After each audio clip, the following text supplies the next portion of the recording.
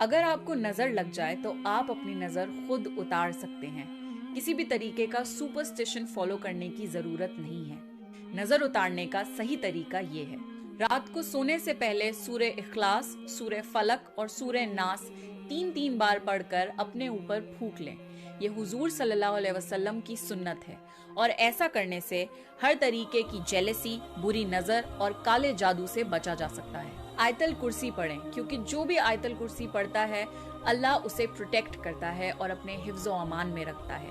सूरह बकरा की आखिरी 2 आयतें पढ़ें। जिस घर में भी सूरह बकरा पढ़ी जाती है उस घर में शैतान दाखिल नहीं होता। नजर उतारने की एक खास दुआ है जिसको आप पढ़ सकते हैं।